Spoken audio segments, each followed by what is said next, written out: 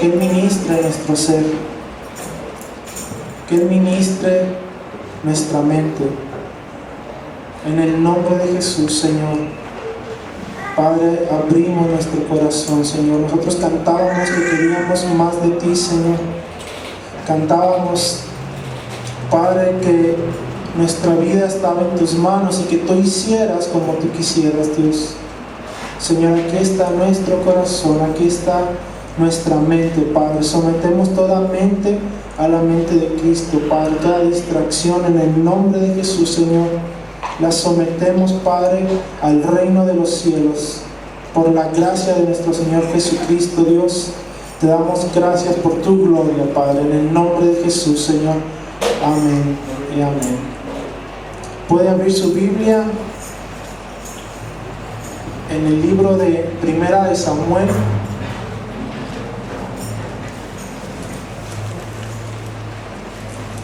capítulo 13, verso 1.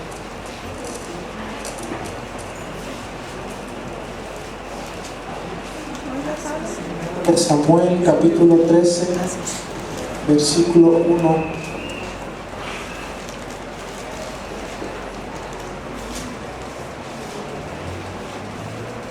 Dice: había ya reinado Saúl 1 año, y cuando hubo reinado 2 años sobre Israel, escogió luego a 3,000 hombres de Israel, de los cuales estaban con Saúl 2,000 en Micmas, en el monte de Betel, y 1,000 estaban con Jonatán en Gabá de Benjamín, y envió al resto del pueblo, cada uno a sus tiendas. Y Jonatán atacó a la guarnición de los filisteos que había en el collado, y lo oyeron los filisteos, e hizo Saúl tocar trompeta por todo el país, diciendo: oigan los hebreos.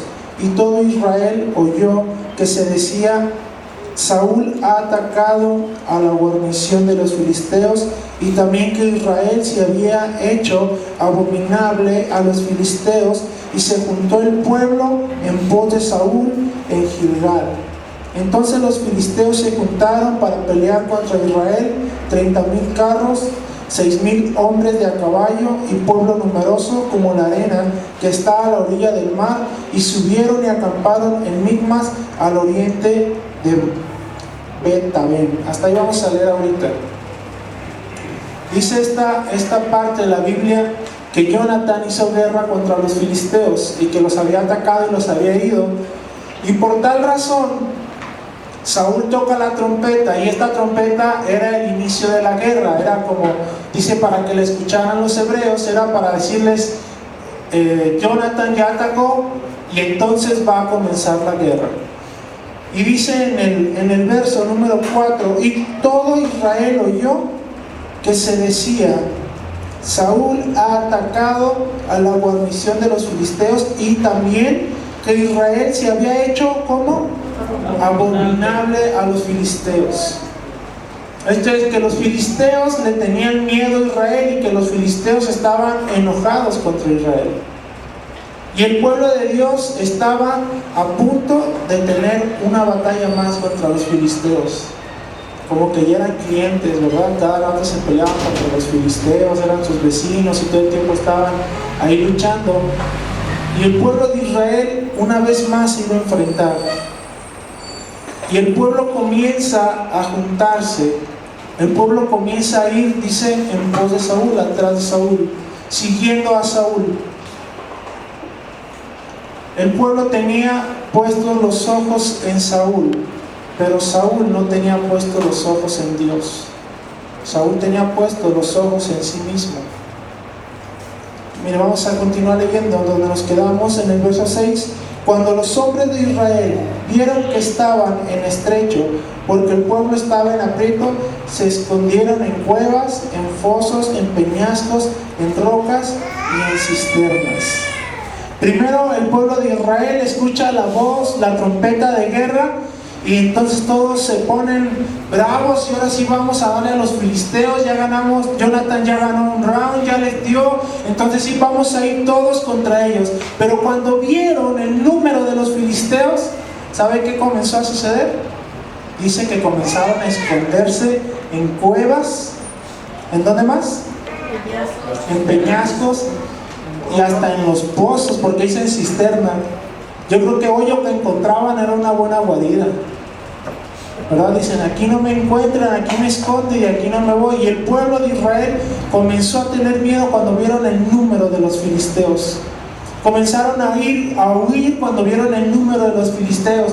Pero ellos iban al inicio, iban impetuosos, iban con ganas de pelear, y cuando ven el número retroceden. Cuando empiezan a haber problemas y que están en un lugar estrecho, comienzan a retroceder y comienzan a esconderse. Y nosotros como pueblo muchas veces hacemos eso. Nosotros somos el pueblo de Dios. Nosotros somos el linaje que Él ha escogido, y muchas ocasiones escuchamos la trompeta que el pastor toca porque vamos a caminar, vamos a avanzar, y todos vamos muy contentos y alabamos y cantamos, y cuando comenzamos a ver problemas nos empezamos a esconder y empezamos a aventarnos a pozos y a meternos aquí y allá y decir, pastor, ¿sabe qué? Se me hace que mejor entra usted solo porque yo no voy a ir con usted. Y el pueblo comenzó a esconderse porque empezó a haber problemas, porque comenzó a ver el camino estrecho. Dice la palabra que el camino estrecho es difícil, pero lleva a la vida. Cuando tú te encuentres en un camino estrecho, cuando tú te encuentres en un camino difícil, no te escondas, no nos escondamos, porque el camino estrecho, dice la palabra de Dios, que es aquel que te lleva a la vida. El camino estrecho es aquel que es difícil, pero que al final te va a dar una recompensa celestial. Dice el verso 7, y algunos de los hebreos pasaron el Jordán a la tierra de Galaad y de Galaad, pero Saúl permanecía aún en Gilgal, y todo el pueblo iba tras él como primero iban muy bravos, con ganas, y después iban así, ya unos ya se habían regresado, otros ya habían pasado el río, no les había importado nada, y pasan el río, y los que se quedaron estaban ahí, pero estaban con temor, estaban temblando. Y yo decía, ¿cómo es posible que un pueblo que se dedica, que está preparado, que decide ir a pelear, de repente se ponga a temblar? ¿Por qué sucede esto?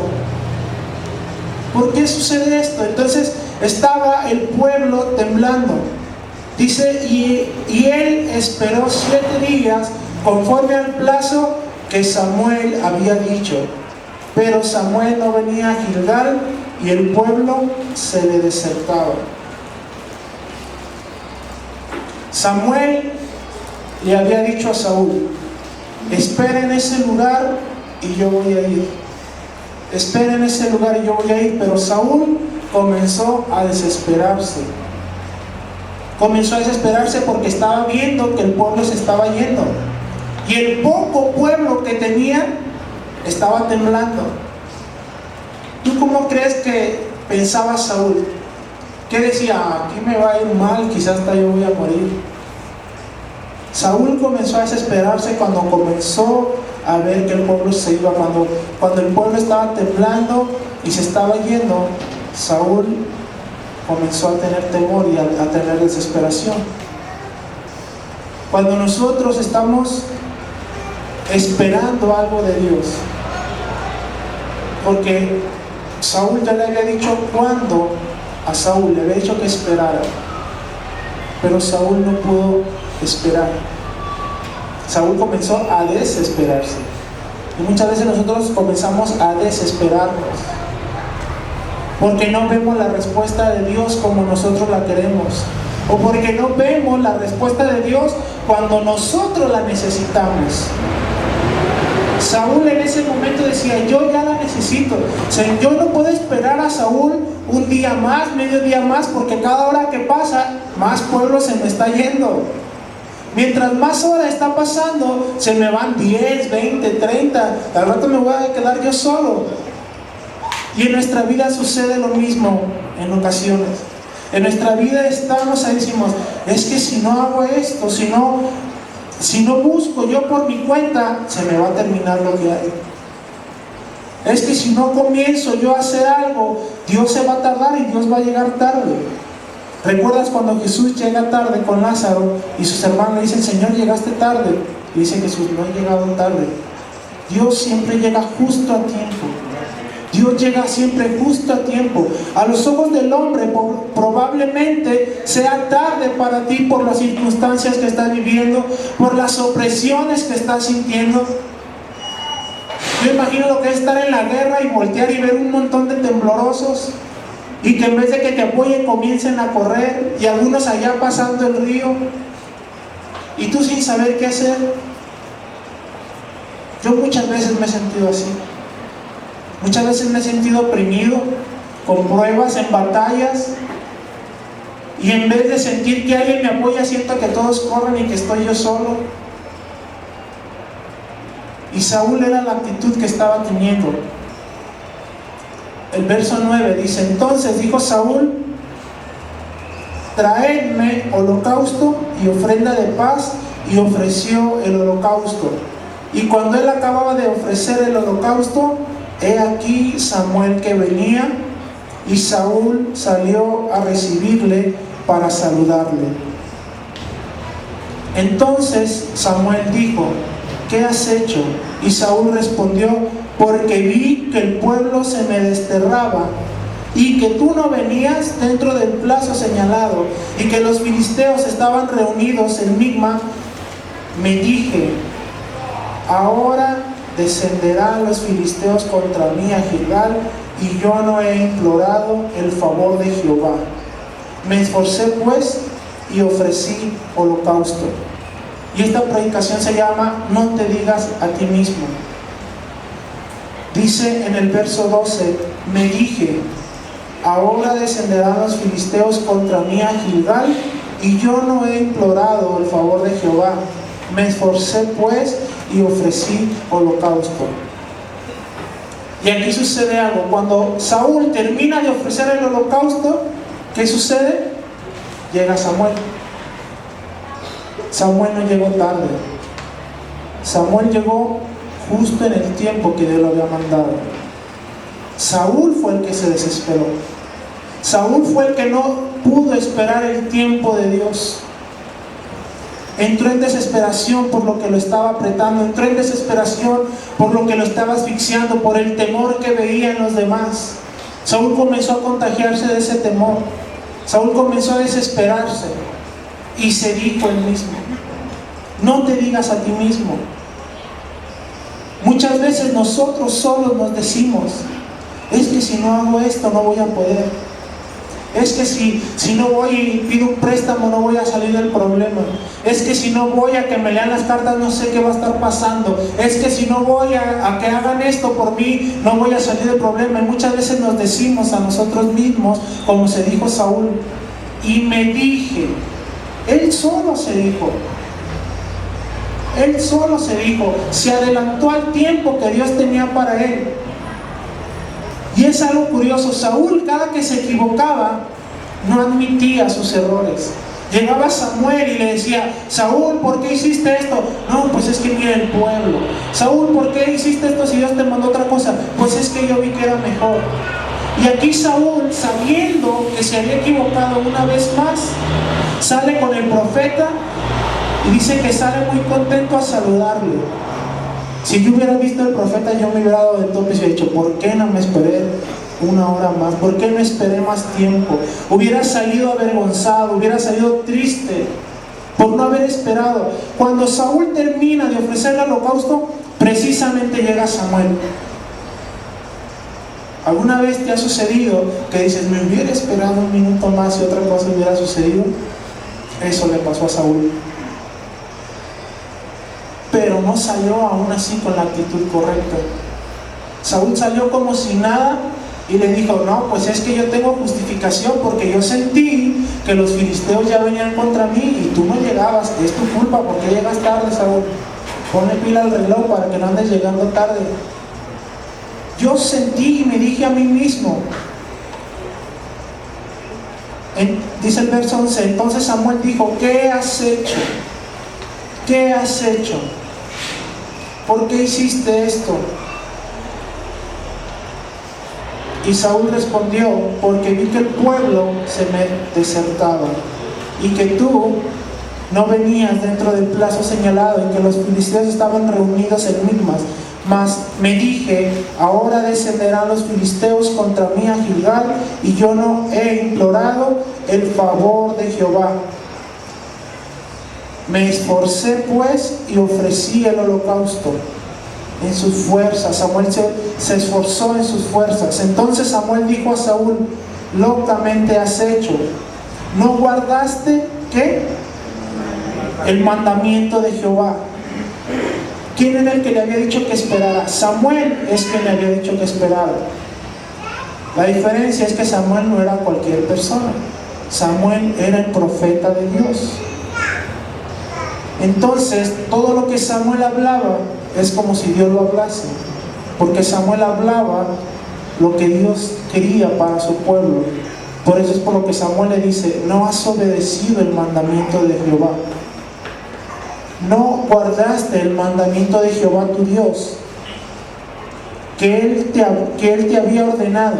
Pues ahora Jehová hubiera confirmado tu reino sobre Israel para siempre. Mas ahora tu reino no será duradero.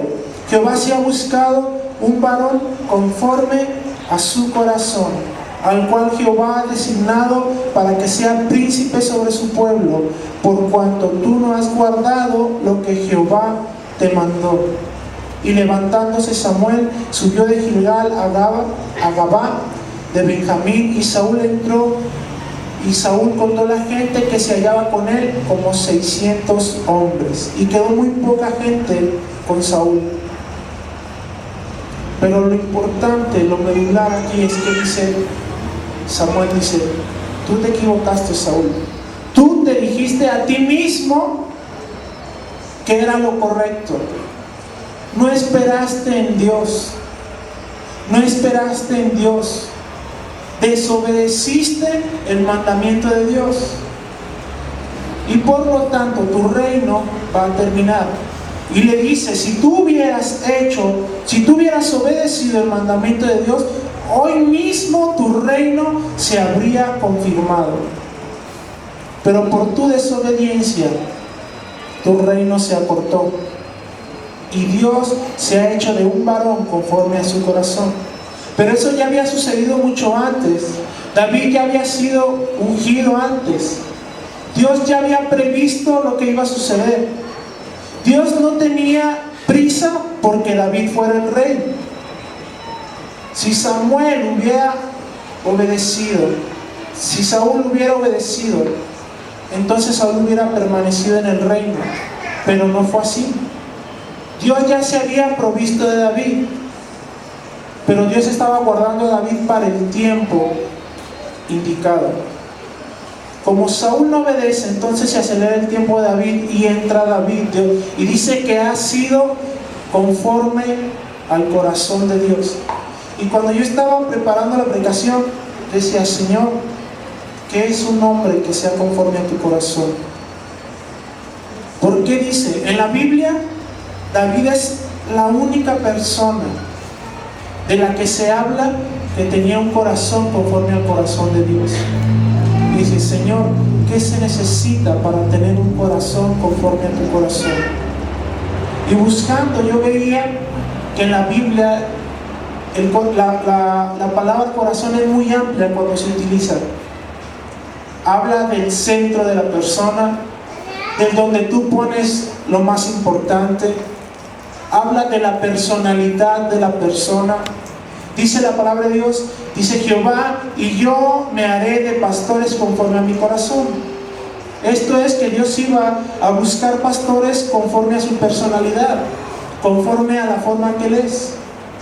Y el corazón abarca demasiadas cosas. El corazón abarca mucho. Y yo estaba leyendo, el corazón es el centro de nuestra vida. Y cuando Jehová se hace de alguien conforme a su corazón, como en la Biblia habla de David, tú has visto que a Jesús se le nombra como el hijo de David. ¿Sí lo has leído? Dice Jesús, hijo de David. ¿Nunca te has preguntado por qué? ¿Por qué si había más descendientes? ¿Por qué dice Jesús, hijo de David? Porque Dios le da esa característica a David. Dios, platicando con él, le dice, yo voy a hacer, es como si lo trasladáramos al tiempo actual, es como si le dijera, yo te voy a hacer mi compadre David. Mi hijo será nombrado tu hijo también. Mi hijo será nombrado tu hijo también. ¿Por qué? Porque David era especial para Dios. Porque David tenía el corazón conforme a Dios. Y vemos en la Biblia que David se equivocó muchísimas veces. Muchísimas veces. David mató, David mintió, hizo fornicación, no administró muy bien el templo. Al final no pudo guiar por un buen camino su familia. David hizo muchas cosas mal. Y yo decía, ¿por qué si hizo tantas cosas malas? Tenía un corazón como el tuyo. Y leyendo la característica de David, es que David siempre escuchó el profeta de Dios. Siempre escuchó el profeta de Dios. David siempre atendió a Samuel. David se equivocaba, sí se equivocaba porque era hombre como todos. Pero David tenía un corazón conforme al corazón de Dios. David respetaba al ungido de Jehová. David amaba sobre todo la presencia de Dios. A David no le importaba que se burlaran de él cuando estaba danzando, porque en su corazón lo importante, lo principal para David era Jehová. David amó a Jonathan como su propio hermano, lo cuidó. David tenía un corazón ferviente por la presencia de Jehová. David era ungido cuando tocaba la alabanza. ¿Recuerdas cuando Saúl es oprimido por el Espíritu y mandan traer a David? Y dice la palabra de Dios que solamente cuando David tocaba, el Espíritu dejaba atormentarlo. ¿Tú por qué crees? ¿Porque David se echaba unos requintos muy padres en el arpa? ¿Porque se echaba unos arreglos que ni Hilson se avienta hoy? No era por lo que David tocaba, era porque la presencia de Jehová estaba con David. Era porque David era ungido por Dios. Era porque el corazón de David era limpio, era tierno, era sensible a la voz de Dios. Se equivocó, pero el ser un hombre conforme al corazón de Dios es que Dios sea lo principal. Que David siempre escuchó las ordenanzas de Dios. David nunca tuvo problemas con Samuel. Nunca le dijo, yo no te voy a hacer caso. Nunca lo desobedeció. Nunca lo desobedeció. Mira, abre tu Biblia en Hechos.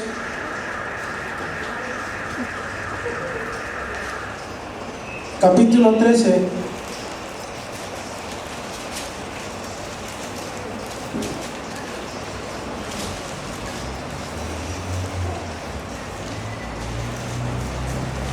Verso 22.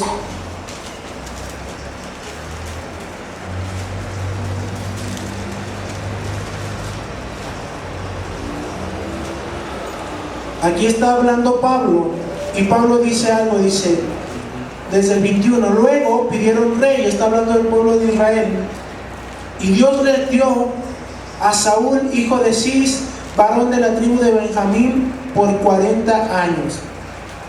Y quitado les levantó por rey a David, de quien dio también testimonio diciendo, he hallado a David, hijo de Isaí, varón conforme a mi corazón. Y sigue lo más importante, ¿que qué? Quien hará todo lo que yo quiero. Quien hará todo lo que yo quiero. Dios sabía que David no iba a desobedecer sus mandatos. Dios sabía que David siempre iba a hacer lo que Samuel le dijera. Y no es que Dios quisiera un títere, ni que Dios quiera un títere de ti y de mí que diga, tú vas a hacer todo lo que yo quiero y vamos a andar así como bonitos. No. Lo que Dios quiere es que nosotros hagamos lo que Él nos está pidiendo en nuestro corazón. Que en nuestro corazón Él sea lo principal. Que en nuestro corazón Él sea el centro. Que la personalidad de nuestro corazón sea la personalidad de Dios. David hacía, dice, y Él hará todo lo que yo quiero. Es lógico que Dios no quería que David pecara, pero sí que se arrepintiera cuando llegara a hacerlo. Es lógico que nosotros nos vamos a equivocar, pero lo que Dios quiere que hagamos es que nos arrepintamos cuando llegue a suceder. Dios sabía que David iba a escuchar a Samuel, que no iba a cuestionar lo que Samuel le dijera. Por eso es por lo que David tenía un corazón conforme al corazón de Dios. Y mi deseo es tener un corazón conforme al corazón de Dios. Si ese es tu deseo, aquí está la respuesta para cumplirlo. Hacer todo lo que Dios quiere. Dios quiere que su obra sea extendida. Dios quiere que su reino sea implantado donde tú estás. Dios quiere que tu vida sea prosperada, pero también Dios quiere que tú cumplas su palabra. Dios quiere que tú camines en la gracia de Cristo Jesús. Dice la palabra de Dios que la gracia está depositada sobre Cristo Jesús. Amén. Si Él está dentro de nosotros, lo que decía el pastor al principio fue algo importantísimo. Dice: Señor, yo quiero que ellos sean uno como yo soy uno en ti. Pero más adelante dice: porque yo soy uno en ellos. ¿Sí lo ha leído? Sí. De tal modo que si Cristo y nosotros somos uno solo, si Cristo Jesús está dentro de nosotros y Él es uno solo con el Padre, la gracia de Cristo Jesús está dentro de nosotros y nosotros somos portadores de la gracia en donde quiera que estamos. Nosotros somos portadores de la gracia de Cristo Jesús donde estamos. Nosotros somos portadores del reino de Dios en donde quiera que estamos, por medio de nuestro Señor Jesucristo.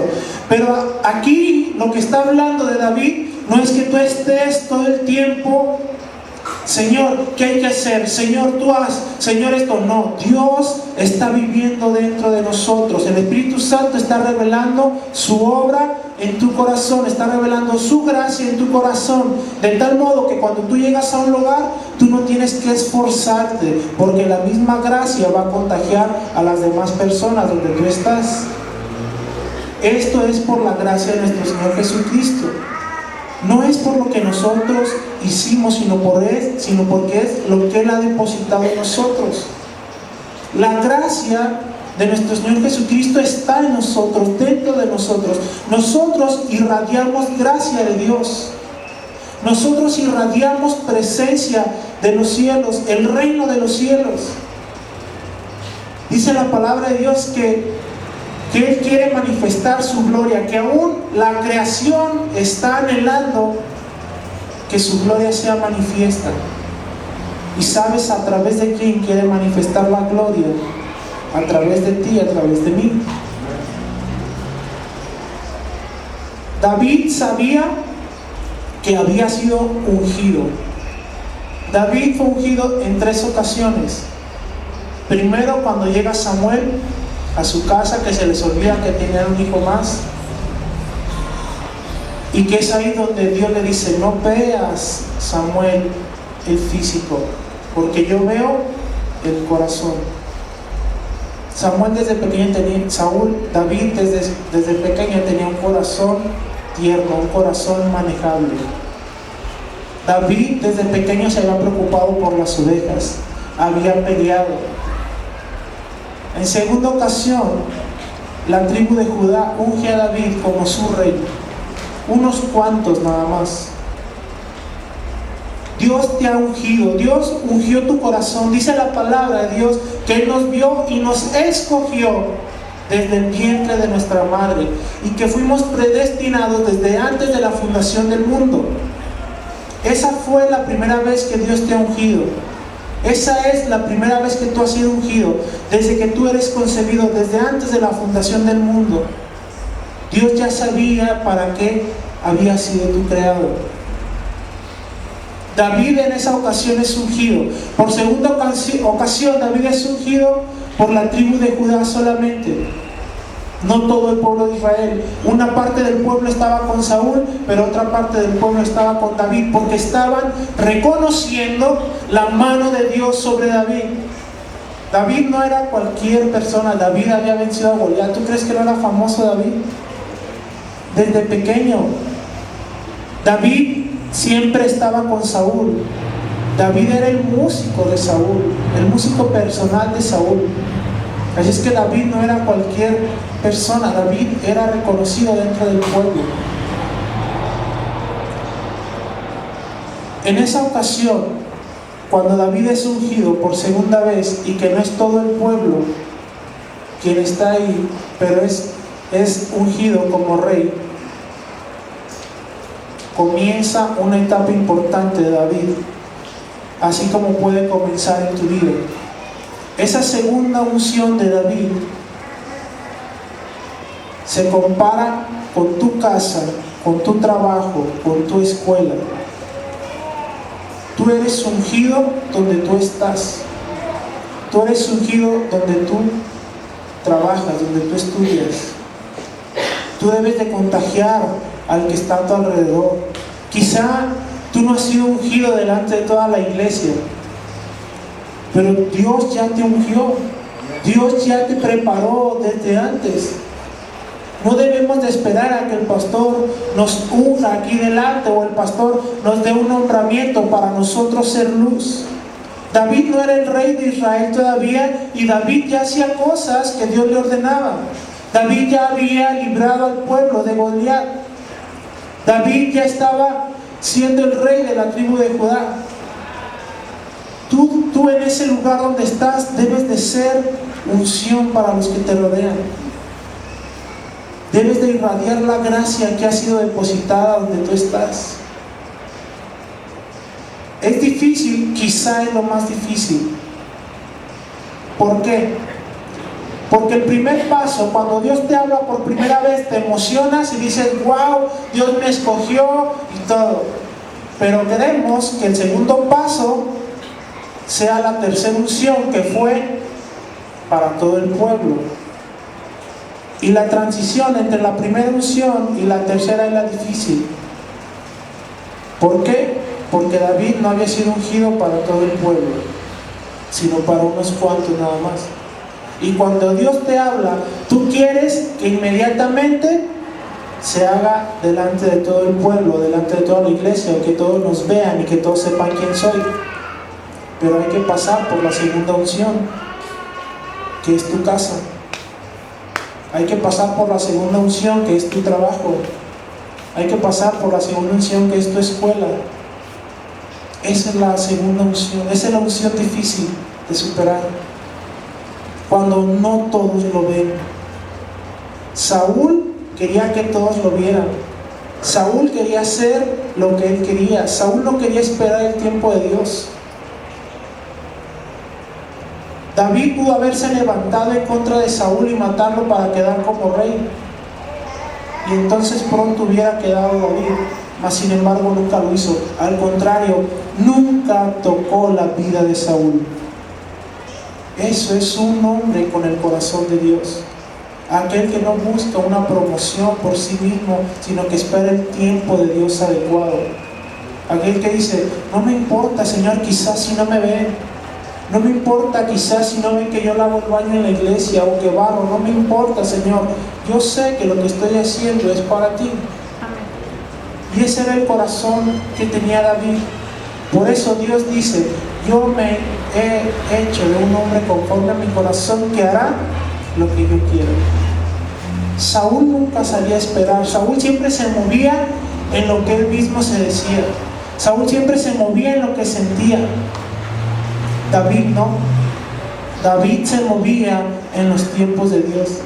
David se movía en lo que el profeta de Dios le decía. Si tú quieres que tu corazón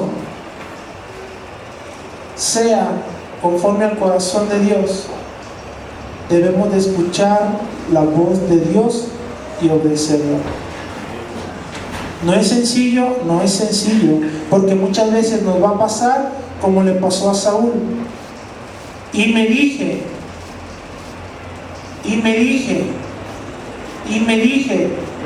nunca te digas a ti mismo qué es lo que hay que hacer. Pregúntale al Espíritu Santo qué es lo que hay que hacer. Nunca te digas a ti mismo, porque regularmente nos vamos a equivocar.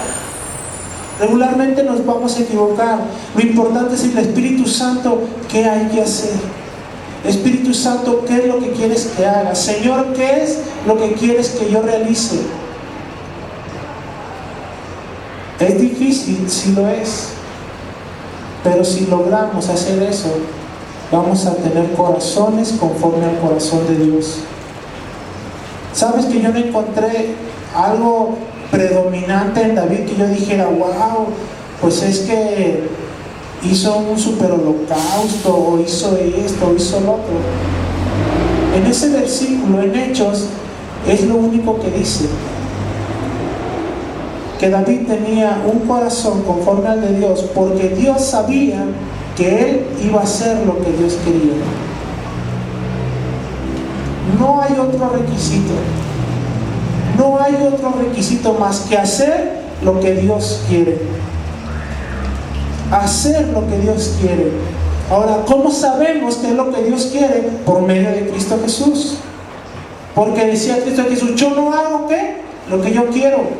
Yo no hablo lo que yo quiero, sino que yo hablo y yo digo lo que mi Padre quiere.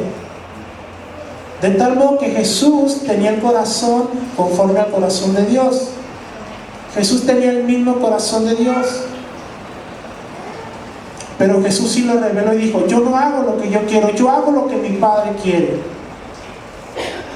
Y yo estoy depositado en ustedes, de tal forma que yo voy a hacer las cosas a través de ustedes. Eso es lo hermoso, esa es la gracia de nuestro Señor Jesucristo.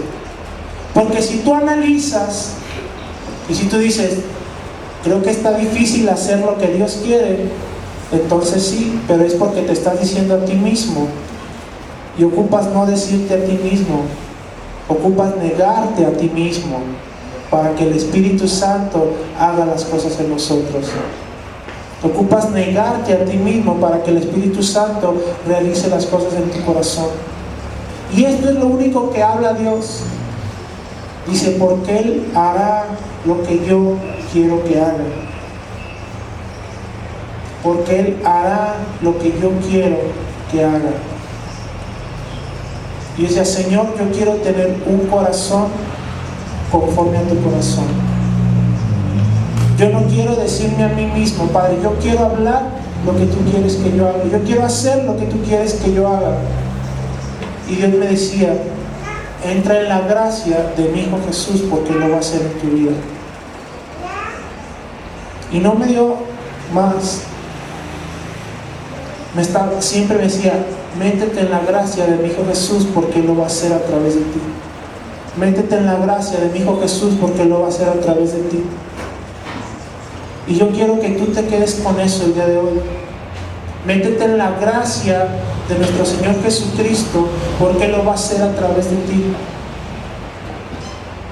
Tener un corazón conforme al corazón de Dios no es difícil. Tú quieres conocer a David, lee los Salmos.